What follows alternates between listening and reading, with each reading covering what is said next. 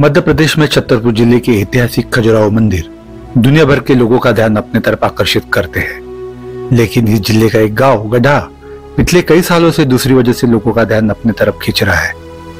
वजह है बागेश्वर धाम के धीरेन्द्र शास्त्री जी, जिनके भक्त उनमें एक चमत्कारी देखते हैं और विरोधी अंधविश्वास फैलाने का आरोप लगाते हैं। आज हमारे मोहाली शहर में बागेश्वर धाम के धीरेन्द्र शास्त्री जी के श्रीमुख से श्रीराम कथा और दिव्य दरबार का 5 दिवसीय प्रोग्राम का आयोजन किया गया था। उससे पहले आइए जानते हैं धीरेन्द्र शास्त्री जी की कहानी। गढ़ा में श्री राम कृपाल और सरोज जी के घर 1996 में धीरेन्द्र जी पैदा हुए। 3 भाई बहनों में सबसे बड़े धीरेन्द्र जी बचपन से ही पंडिताई में खूब मन लगता। धीरेन्द्र जी स्कूल के लिए निकलते पर मंदिर पहुंच जाते। बागेश्वर धाम के कुछ सेवकों के मुताबिक धीरेन्द्र शास्त्री जी का बचपन तंगहाली में बीता। कर्मकांडी परिवार था। पूजा पाठ में जो दक्षिणा मिल जाती उसी से 5 लोगों का परिवार चलता। गढ़ा गांव के एक शख्स ने बताया कि धीरेन्द्र जी ने अपने दादा सैतुलाल गर्ग से पंडिताई सीखी। फिर एक रोज धीरेन्द्र जी अज्ञातवास में चले गए और फिर लौटे सीधे 1 साल के बाद। लौटे तो एकदम अलग थे। धीरे धीरे लोगों का और राजनेताओं का आना जाना शुरू हो गया। अभी भारत से लेकर लंदन तक उनका सम्मान होता है।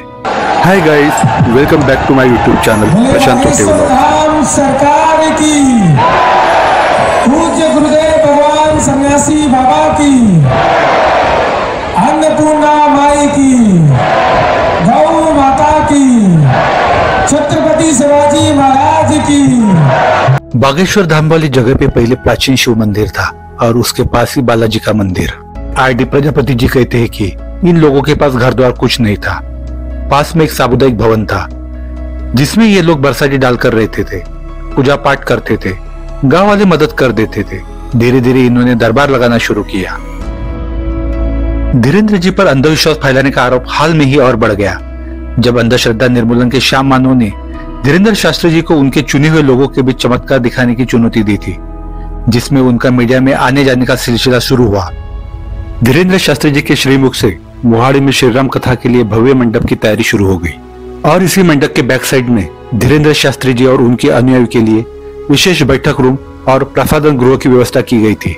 और साथ ही साथ बाहर से आने वाले भक्तों के लिए अन्नपूर्णा यानी कि प्री भोजन की व्यवस्था भी की गई थी। डे बाय डे लोगों की श्रीराम कथा सुनने के लिए भीड़ बढ़ती गई। अब वह दिन आ गया जिसका मुझे और सब लोगों का इंतजार था। वह था दिव्य दरबार।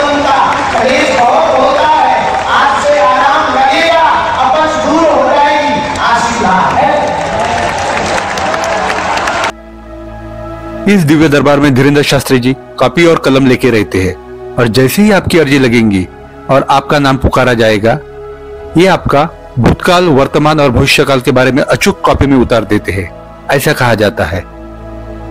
शायद आप सोच रहे होंगे कि धीरेन्द्र शास्त्री जी दिव्य दरबार में जो करते हैं वो असल में क्या है। इस सवाल के कई जवाब है। आप धीरेन्द्र शास्त्री जी से पूछेंगे तो वो कहेंगे हम कुछ नहीं कर रहे, वो तो बालाजी की कृपा है। और श्रद्धालु से पूछेंगे तो जवाब मिलेगा ये सिद्धि से होता है। और विज्ञान मनोविज्ञानियों से पूछेंगे तो जवाब बिल्कुल अलग मिलेगा। उनके अनुसार ये एक कला होती है जिसका नाम मेंटलिज्म। इसे माइंड रीडिंग यानी दिमाग को पढ़ना भी कहते हैं। इस कला को जानने वाला इंसान सामने वाले इंसान के हाव भाव, शब्दों के इस्तेमाल, बोली के आधार पर उसके दिमाग को पढ़ सकता है। पर माइंड रीडिंग के लिए उस व्यक्ति का सामने होना जरूरी है। लेकिन धीरेन्द्र शास्त्री जी पहले ही पर्चा बनाकर रख लेते हैं और रिपोर्टर को कहते हैं ले आओ किसी को भी, और वो पर्चा उसी का ही निकलता है। हमारी ऐतिहासिक संस्कृति में ऐसे सिद्ध पुरुष पहले भी बहुत आए हैं और ये नई बात नहीं है। वह बार बार प्रमाणित करने में लगे पड़े हैं। हिंदू धर्म के हर किसी को प्रमाणित करना पड़ता है। ये कितना संवेदनशील धर्म है जिसे हर बार प्रमाण देना पड़ता है। शायद ये बात किसी और धर्म के साथ होती तो शायद क्या हो जाता, और यहाँ तो कुछ खुद हिंदू श्रीराम जी के जन्म का प्रमाण मांगते हैं। पर हकीकत में देखा जाए तो धीरेन्द्र शास्त्री जी के द्वारा हिंदू धर्म के प्रति लोगों की श्रद्धा और विश्वास और दृढ़ होते जा रहा है। अगर आपको मेरा वीडियो का एफर्ट अच्छा लगा होगा तो लाइक कीजिए, शेयर कीजिए और मेरे चैनल पर अगर नए हो तो सब्सक्राइब भी कीजिए।